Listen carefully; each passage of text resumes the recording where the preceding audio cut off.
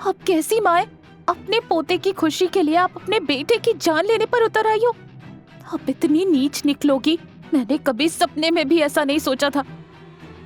अनिल अवनी की बाजू पकड़ते हुए और अपनी तरफ खींचते हुए कहता है, चलो अवनी, इन बदतमीज लोगों के मुंह लगने का कोई फायदा नहीं है। इनसे बात करना तो ऐसा है जैसे भैंस के आगे बीन बजाना, कुछ नतीजा नहीं निकलेगा। ये तो मेरी गलती थी कि मैं समझ बैठा कि इनमें कुछ बदलाव आया है, लेकिन मैं बेवकूफ बिल्कुल गलत था। चलो यहां से, आओ गौतम, तुम भी चलो। वो विला सिर्फ और सिर्फ तुम्हारा है, इसके इकलौते हकदार सिर्फ तुम हो। जो करना हो अपने विला के साथ करो, मैं इन लालची लोगों के हाथ तुम्हारा विला बर्बाद होने नहीं दूंगा।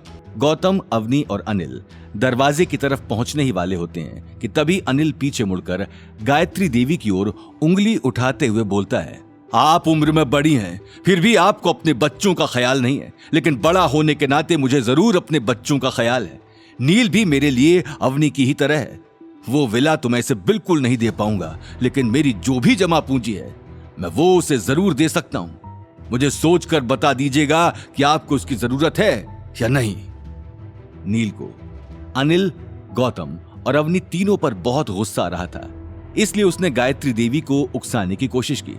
दादी साहब, आपने इनके ऊपर चाय फेंकी, बहुत बढ़िया किया, लेकिन उनकी गलती इतनी बड़ी है कि इतनी सी चीज से इसका बदला नहीं लिया जा सकता। इसलिए मैं चाहता हूं कि आप इन्हें यहां से जाने से रोक दें। इन्होंने आपकी बहुत बेइज्जती की है और मैं नहीं चाहता कि ये इतनी आसानी से यहां से चले जाएं। गायत्री देवी नील का इशारा समझ गई और वहीं से अपने गार्ड्स को कॉल पर बोलती है कि उन तीनों को गेट से बाहर जाने ना दिया जाए और पकड़कर वापस ड्राइंग रूम में लेकर आया जाए। गार्ड्स गायत्री देवी की बात मानकर बिल्कुल वैसा ही करते हैं। गौतम एक बॉडीगार्ड से बहस करते हुए कहता है, ये क्या बदतमीजी है, तुम हमें बाहर क्यों नहीं जाने दे रहे हो? बॉडीगार्ड गौतम की बात का कोई जवाब नहीं देता और उन तीनों को 3 अलग अलग बॉडीगार्ड पकड़ के गायत्री देवी के सामने पेश कर देते हैं और घर के दरवाजे पर गायत्री देवी के इशारों पर बाहर से ताला मार दिया जाता है। अब गौतम, अवनी और अनिल के पास वहां से जाने का कोई रास्ता भी नहीं बचता। सौरभ ने हंसते हुए कहा, अनिल, तुमने क्या सोचा कि मेरे बेटे को विला देने से मना करोगे और हम छोटे बच्चों की तरह तुम्हारी बात इतनी आसानी से मान लेंगे? मासा, ये लोग भी नमूने हैं। अनिल, मैंने अभी थोड़ी देर पहले ही कहा था ना कि ये हमारे पूरे परिवार का विला है और मैं अपनी उस बात पर अभी तक कायम हूं। अच्छा, ये सब छोड़ो। पता है अनिल, नील वहां जल्दी ही शिफ्ट होने वाला है। शाम तक तो तुम्हारा सामान भी वहां से खाली हो जाएगा। हमने उस विला का गेट तो खुलवा ही दिया है, बस अब देर है वहां पर जाकर रहने की। सौरभ के मुंह से बंगले को खुलवाने वाली बात सुनकर गौतम को और भी गुस्सा आता है। गेट कैसे खोला? कीज तो मेरे पास है, क्या किया तुम लोगों ने? गौतम के सवाल का जवाब सौरभ दे इससे पहले ही नील बीच में कूद पड़ा। नील ने मुस्कुराते हुए कहा, बेटा, तुम्हें क्या लगता है हम कच्चे नींबू हैं? बिल्कुल नहीं, हमने भी घाट घाट का पानी पिया है। वहां पर शांतनु नाम का तुम्हारा एक बूढ़ा चौकीदार है ना। गौतम के चेहरे का रंग उड़ गया। नील गौतम की पीठ पर थप्पड़ मारते हुए कहता है, ओ हेलो, कुछ याद आया या फिर मैं याद दिलाने में तुम्हारी मदद करूं? शांतनु का नाम सुनकर गौतम की तो जैसे सिट्टी पिट्टी गुम हो गई थी। शांतनु? लेकिन तुम उसके बारे में कैसे जानते हो? वो तो मेरे बंगले की रखवाली करता है। क्या किया है तुमने उसके साथ? मुझे सब कुछ सच सच बताओ।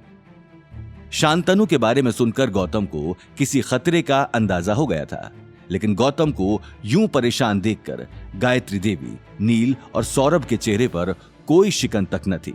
वो तीनों एक दूसरे के चेहरे देखकर बहुत खुश हो रहे थे, जैसे उन्होंने कोई जंग जीत ली हो।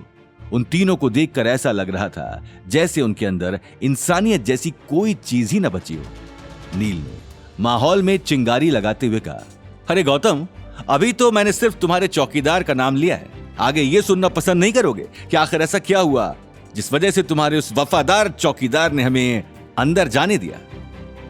गौतम की एक खास बात थी, जितना ज्यादा गुस्सा उसके अंदर बढ़ता जाता उतना ही ज्यादा वो बाहर से शांत दिखने लगता था और इस वक्त सिर्फ गौतम की आंखें उसका गुस्सा बयां कर रही थी।